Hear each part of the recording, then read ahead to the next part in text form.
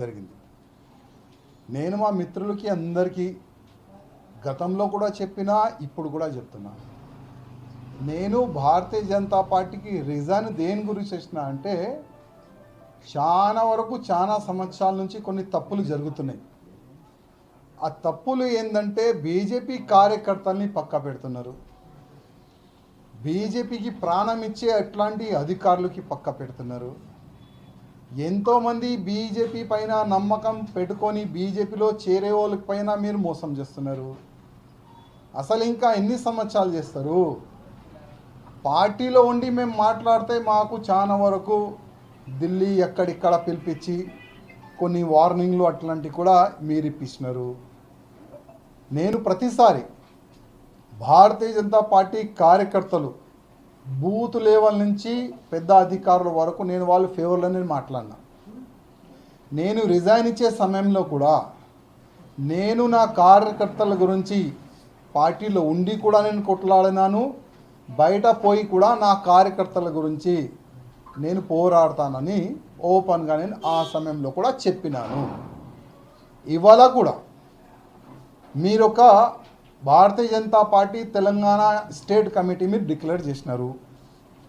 ఆ స్టేట్ కమిటీలో నేను కొన్ని వ్యక్తులని నేను ఐడెంటిఫై చేసినాను, వాళ్ళకి నేను గుర్తు కూడా పడతా. దాదాపు ఆ కమిటీలో 10 నుంచి 12 మంది ఒకటే పార్లమెంట్ నుంచి ఉన్నారు. ఆ పార్లమెంటు ఏంటంటే సికింద్రాబాద్ పార్లమెంట్ నుంచి 10 నుంచి 12 మందికి మీరు ఒకటే పార్లమెంట్ నుంచి పదవులు ఇస్తున్నారు. అదేవిధంగా మళ్ళా రూరల్ అవసరం లేదా? అక్కడ ఎంతమందికి ఇస్తున్నారు పోస్టులు? నేను మా కార్యకర్తల గురించి నేను మాట్లాడుతున్నాను. ఇవాళ మీరు కమిటీ వేసిన ప్రతి ఒక్క అధికారులు ఎక్కడుంటారు? ఒకసారి బీజేపీలో ఒక మీటింగ్ జరుగుతుంది. ఆ మీటింగ్లో నేను కూడా అప్పుడు ఒక్కటే కదా ఎమ్మెల్యే, అప్పుడు నేనే ఫ్లోర్ లీడర్ ఉండే. అప్పుడు మీటింగ్ జరిగితే నేను మీటింగ్లో ఏమన్నా అంటే, అధ్యక్ష వారు మీరు స్టేట్ కమిటీలో ఎట్లాంటి వ్యక్తులకి పోస్ట్ ఇవ్వాలంటే ఆయన జిల్లాలోనే ఉండాలి. సిటీలో ఏదైనా మీటింగ్ బీజేపీ మీటింగ్ ఉంటేనే సిటీకి రావాలి, మీటింగ్ కండక్ట్ చేసి మళ్ళీ జిల్లాలో చేసుకోవాలి. జిల్లాలోనే ఉండే అట్లాంటి మంచి కార్యకర్తల్ని ఐడెంటిఫై చేసి మీరు ఆయనకి పోస్ట్ ఇస్తే ఆ జిల్లాకైనా మంచి చేసుకుంటాడు, ఆ జిల్లాకైనా గట్టికి చేసుకుంటారు అని ఆ సమయంలో కూడా నేను ఒక ప్రపోజల్ పెట్టినా.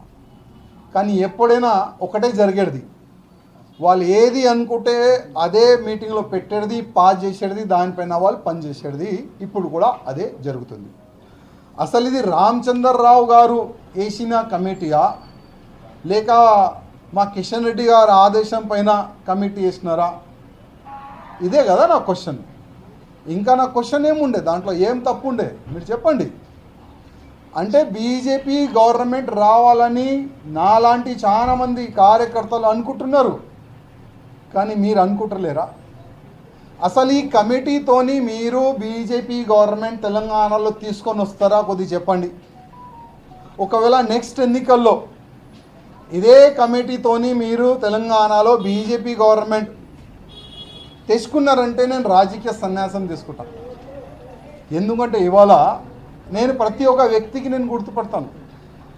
వాళ్ళకి నా శుభాకాంక్షలు. ఓకే, మీరు ఎన్నో సంవత్సరాలు కష్టపడ్డారు, ఇవాళ మీకు స్టేట్ కమిటీలో పోస్టు దొరికింది, శుభాకాంక్షలు.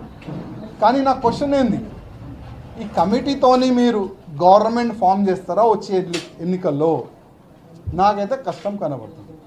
ఇవాళ నేను ప్రతి ఒక్క ఎమ్మెల్యేతోని కానీ మా ఎంపీలతో కానీ నాకు ఒక మంచి సంబంధాలు వ్యక్తిగతంగా. నేను గతంలో చెప్పిన మాటలు ఇవాళ నాకు అందరూ ఫోన్లు చేసి, వాళ్ళు దగ్గరున్న మనుషులు ఫోన్ చేసి అంటున్నారు, అన్నా మీరు గతంలో ఏ మాట అన్నారు కదా, ఇవాళ అదే నిజం అవుతుంది. ఇవాళ మొత్తం బీజేపీని డమ్మీ చేయడానికి, పార్టీని సర్వనాశం చేయడానికి చాలా భయంకరమైన కుట్రలు చేస్తున్నారు అని కార్యకర్తలు బాధపడి నాకు ఫోన్ చేస్తున్నారు. ఇవాళ నేను అడుగుతున్నా, మా డీకే అరుణ గారు